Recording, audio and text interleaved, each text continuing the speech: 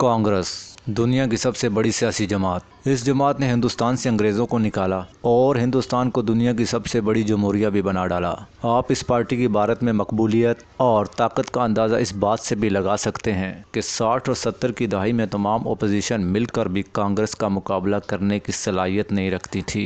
ये तमाम बातें अपनी जगह, मगर इस पार्टी की सबसे अहम बात यह थी कि दुनिया में सबसे ज़्यादा पढ़े लिखे लोग इसी पार्टी में थे, यानी कांग्रेस दुनिया में सबसे ज़्यादा पढ़े लिखे लोगों की जमात थी। मगर फिर एक चाय वाले ने आकर दुनिया की सबसे बड़ी और सबसे ज़्यादा पढ़े लिखे लोग रखने वाली जमात यानी कांग्रेस को हमेशा के लिए ज़मीन में दफन कर दिया। कांग्रेस का शिराजा बिखेरने में सबसे अहम रोल नेहरू खानदान और इसकी पॉलिसियों का था। जवाहरलाल नेहरू के मरने के बाद कांग्रेस की बागडोर इंदिरा गांधी के हाथ में आ गई थी। इंदिरा गांधी की पॉलिसीज कांग्रेस को सियासी और एक आम आदमी की जमात बनाने के बजाय एक खानदानी जमात बनाने की थी।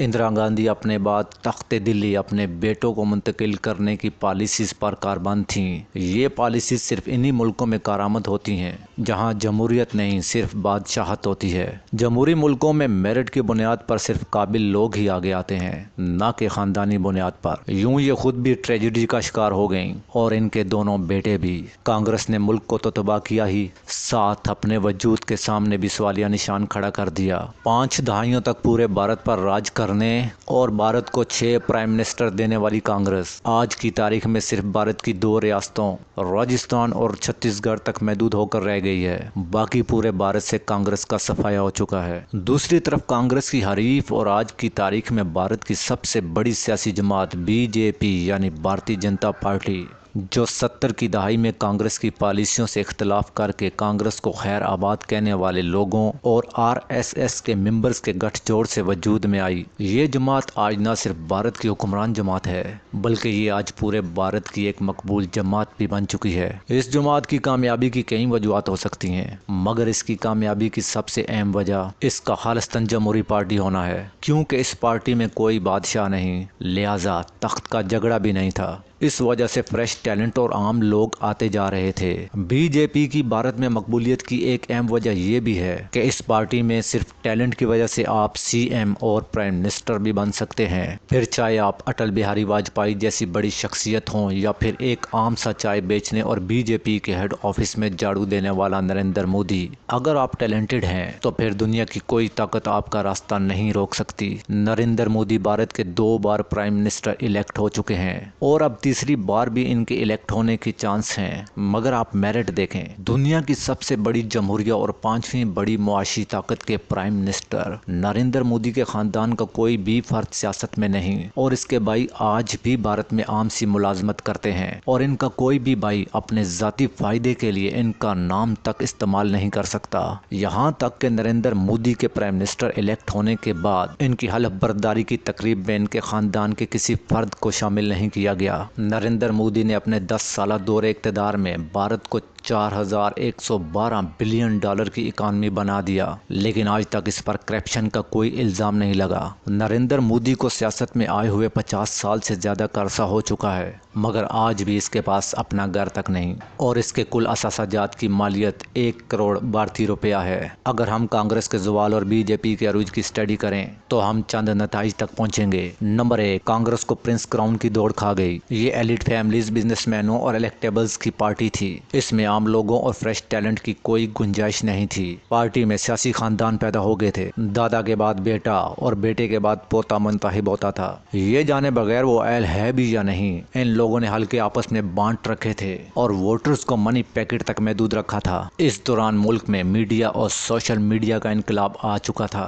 और मुल्क का 62% वोट नौजवानों में मुंतकिल हो चुका था। बीजेपी ने इसी सोशल मीडिया के जरिए नौजवानों के ब्रेन वॉश करके अपने वोटर्स में इजाफा किया। बीजेपी को जिस बयानिए में भी अपना वोट बैंक नजर आया, उसने इस बयानियों को खूब इस्तेमाल किया। रवायती मीडिया कांग्रेस के कंट्रोल में था, बीजेपी ने इसका तोड़ भी सोशल मीडिया के जरिए ही निकाल लिया था। इसने सोशल मीडिया में अपने एंकर्स तक डेवलप कर लिए थे और रवायती सियासत से नफरत के बयानियों को अपनी ताकत बना लिया था। दूसरा, इसने शख्सियत और इलेक्टेबल्स के बजाय वोट को अपना असासा बना लिया था। पीटीआई की तरह बीजेपी भी जिस उम्मीदवार को खड़ा करती, लोग उसे वोट डाल देते थे।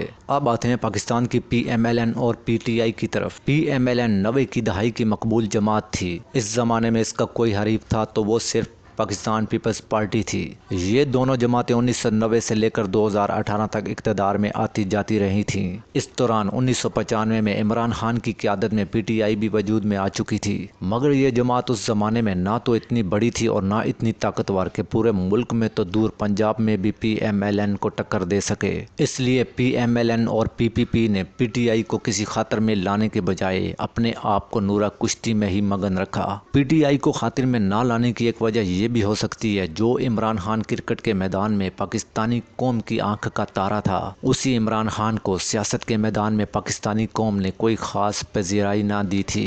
مگر 2011 آتے آتے حالات یکسر بدل گئے تھے۔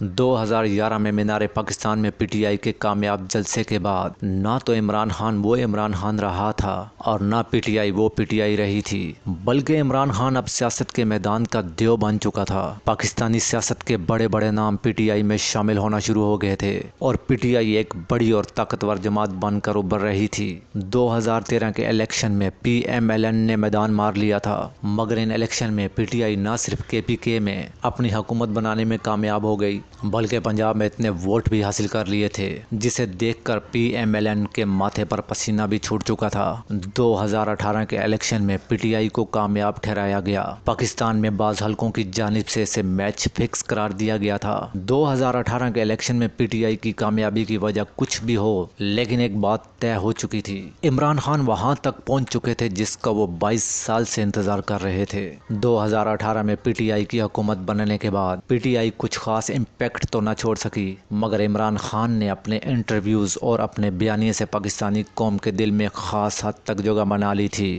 مگر دوسری طرف as a party P T I کی ناقص طرز حکومت کی وجہ سے پی ٹی آئی کی مقبولیت کا گراف گرتا جا رہا تھا اور مسلم لیگ نون اپنے گراف کو عروج پر لے جانے میں کامیاب ہو رہی تھی۔ مگر پھر اچانک پی ایم ایل این نے اپنے اپوزیشن اتحاد یعنی پی ڈی ایم کے ساتھ مل کر عمران خان کے خلاف قومی اسمبلی میں تحریک عدم و اعتماد جمع کروا دی تھی۔ تحریک عدم و اعتماد کی کامیابی کے بعد عمران حکومت کو گھر جانا پڑا تھا اور اقتدار پی ڈی ایم نے آپس میں بانٹ لیا تھا۔ مسلم لیگ نون فرنٹ پر آ کر کھیل رہی تھی کیونکہ پرائم منسٹر کی سیٹ پر بھی مسلم لیگ نون کے شہباز شریف تھے، لیکن سب سے حیران کر دینے والی بات یہ تھی کہ پاکستان کی تاریخ میں پہلی بار پاکستان میں 2 پرائم منسٹر، 2 صدر اور 2 وزیر خزانہ تھے، کیونکہ ایک پرائم منسٹر شہباز شریف تھے تو دوسرے پرائم منسٹر لندن میں بیٹھے نواز شریف تھے۔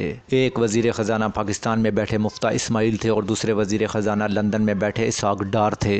ایک صدر صدارتی محل میں بیٹھے عارف علوی تھے تو دوسرے صدر بنی گالہ میں بیٹھے عمران خان تھے۔ ملک کی اکانومی بہت تیزی سے زوال پذیر تھی، روپے میں حد سے زیادہ گراوٹ آ چکی تھی اور مہنگائی 70 سال کے تمام ریکارڈ توڑ چکی تھی۔ پی ڈی ایم کی یہ حکومت ان کے لیے ڈراؤنا خواب تھی۔ مہنگائی کا طوفان اور ناقص طرز حکومت ایک دیو بن کر پی ایم ایل این سمیت پی ڈی ایم میں موجود تمام سیاسی جماعتوں کی مقبولیت کو نگل چکا تھا۔ دوسری طرف عمران خان اپنے کامیاب بیانیوں سے ہر گزرتے دن کے ساتھ مقبولیت کے ریکارڈ توڑ رہا تھا، جس کا نتیجہ یہ نکلا کہ 2024 کے الیکشن میں پی ٹی آئی اور عمران خان کے حمایت یافتہ آزاد امیدواروں نے میدان مارتے ہوئے پی ایم ایل این اور پاکستان پیپلز پارٹی کو کوسوں دور چھوڑ دیا تھا۔ ریاست کے پورے پریشر کے باوجود پی ٹی آئی 92 سیٹیں جیتنے میں کامیاب ہو چکی ہے۔ عمران خان یہ ثابت کرنے میں کامیاب ہو چکے ہیں کہ الیکشن جیتنے کے لیے آپ کو نہ تو روایتی سیاستدانوں کی ضرورت ہے، نہ الیکٹیبلز کی اور نہ کروڑوں روپے کی۔ اگر آپ کے پاس فائٹر لیڈر اور ایک کامیاب بیانیہ ہو تو چاہے آپ جیل کی سلاخوں کے پیچھے ہوں یا لاکھوں لوگوں کی بھیڑ میں، کامیابی آپ کا مقدر ہوتی ہے۔ عمران خان نے یہ بھی ثابت کر دیا کہ اگر آپ اپنی قوم کے پسندیدہ لیڈر ہیں تو آپ کو اپنے کسی بھی کینڈیڈیٹ کو الیکشن میں کھڑا کرنے اور پھر اسے جتوانے کے لیے 20 یا 40 کروڑ کی ضرورت نہیں، ضرورت صرف اس بات کی ہے کہ آپ اپنی قوم اور اپنے ملک کے ساتھ مخلص ہوں۔ پھر آپ چاہے کوئی بھی کینڈیڈیٹ کھڑا کر دیں، چاہے اسے کوئی بھی انتخابی نشان الاٹ کر دیں، لوگ اسے ڈھونڈ کر ووٹ ڈالیں گے اور اسے کامیاب بنائیں گے۔ نواز شریف صاحب کو ان تمام حالات کا جائزہ لینا چاہیے، اپنی پارٹی کو خاندانی پارٹی سے نکال کر سیاسی پارٹی بنانا چاہیے اور عام لوگوں کی پارٹی بھی۔ 2024 کے الیکشن میں پی ایم ایل این کے وہ امیدوار جو کروڑوں روپے خرچ کر کے الیکشن میں اترے تھے، وہ پی ٹی آئی کے ان امیدواروں سے بھی ہار گئے جن کے چہرے تک لوگوں نے نہیں دیکھے تھے۔ یہ سب باتیں اپنی جگہ، مگر سوال صرف یہ ہے کہ کیا مسلم لیگ نون اپنے اس دور حکومت میں کچھ معجزہ کر سکتی ہے جس سے اس عوام کو ریلیف ملے اور پی ایم ایل این کی کھوئی ہوئی ساکھ بھی بحال ہو؟ اگر پی ایم ایل این اس بار بھی معجزہ کرنے میں ناکام ہوئی تو پھر یاد رکھیں، آئندہ آنے والے الیکشن میں عمران خان پاکستان کی سیاسی کتاب سے شریف نام ہی ختم کر دے گا۔ یہ اقتدار مسلم لیگ نون کا آخری اقتدار ہوگا۔ اپنی ویڈیو کو یہیں پر ختم کرتے ہیں، ملتے ہیں اپنی اگلی ویڈیو پہ۔ اگر میری ویڈیو اچھی لگی ہو تو اسے لائک کریں، چینل کو سبسکرائب کریں اور گھنٹی کے بٹن کو دبانا مت بھولیں تاکہ میری آنے والی ہر نئی ویڈیو آپ تک پہنچ سکے۔ پاکستان زندہ باد۔